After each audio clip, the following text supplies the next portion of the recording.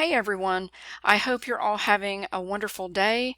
I just wanted to share something that I figured out about VidGrid, and although you might already be familiar with this, maybe there are a few people who are not, and they might find this useful.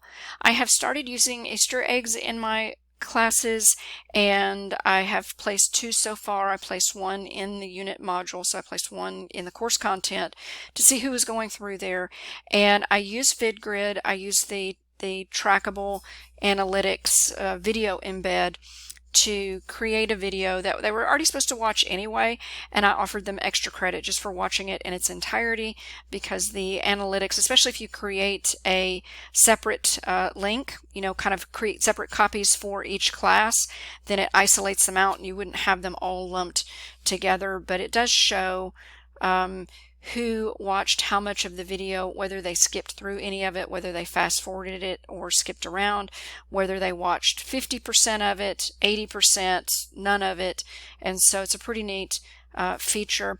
And then today I have offered an extra credit opportunity in the announcements, and I even put a picture of a chocolate Easter bunny to call attention to the fact that there was an Easter egg there to be found. But I want to share with you how I also figured out that you can use VidGrid. And so what I have here is I have an extra credit group that students can choose to sign up for, and I'm in student view mode so you can see what it's like to sign up. And so I have clicked into that, and let's see, there we go.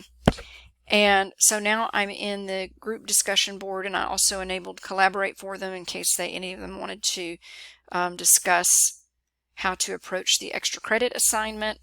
And so here, one of the neat things about VidGrid is that you can use it in discussion forums. So I have what the extra credit is, and it's basically for them to make a short instructional video showing how to use the compare feature in Google Docs. I do require students to use Microsoft Word when they turn in work to me, and I do show them where they can access and use the free version of Microsoft Word, but it does not have the compare feature available in there. So for students that use that version of Word, I usually end up doing it for them. But I did just discover that Google Docs has the compare feature, and I've known for years that students use Google Docs and just save and export the files. So I thought I would put the students to work and offer them a little bit of extra credit for doing that. And so I've got the requirements here of what I need them to do in the video, and I have a model video that's only 6 minutes in length, where I show students how to use the compare feature in Word to model and emulate what they need to do and what they need to have in their instructional video. And then the neatest part here is the second video is a 2-minute video that I made in VidGrid showing how to use VidGrid.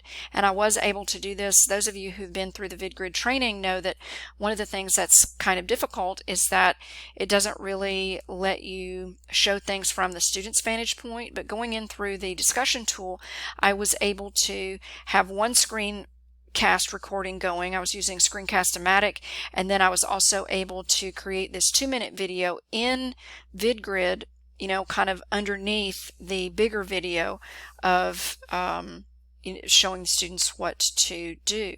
And so what I discovered is that if I want the students to create an extra credit video, I do know that VidGrid has the ability, you can do the student record option, but that's more when you want to assign a video assignment to every student in the course and make it a requirement.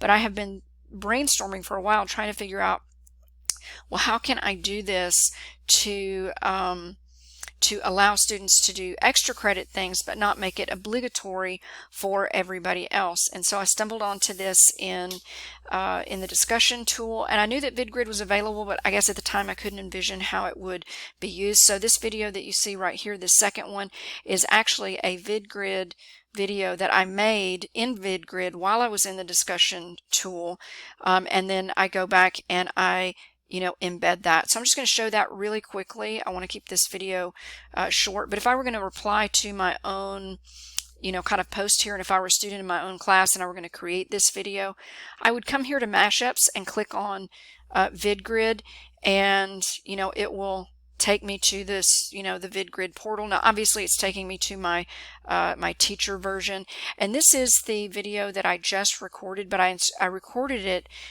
as an instructor. So if I tried to, insert this right now, I don't think it's going to let me. I think I would have to create another video as my student preview version. But anyway, long story short, the point is that once students create their little VidGrid recording of whatever it is I've asked them to do, or whatever it is that you've asked them to do, all they have to do is come here and double click that, and then just like we do, they'll just click on the little check mark here to insert the video that they made into their reply. Now I'm not going to do that here because again, I made that particular video as the instructor, and I tried that just a minute ago and it didn't work, and I think it's because now I am in student preview mode, and so now my user is the student preview user.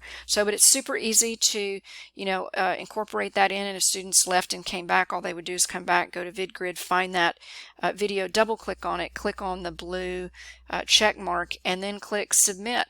And I was also inspired by the use of Flipgrid, because I think that VidGrid would also be a neat way to personalize the discussion tool activity. So let's say you're having a regular discussion. Maybe for some discussions, maybe you require that instead of a typed response, maybe you require them to come in and do a VidGrid response where they video themselves, because as you know, in VidGrid you can also video yourself on the webcam. It doesn't just have to be a screencast.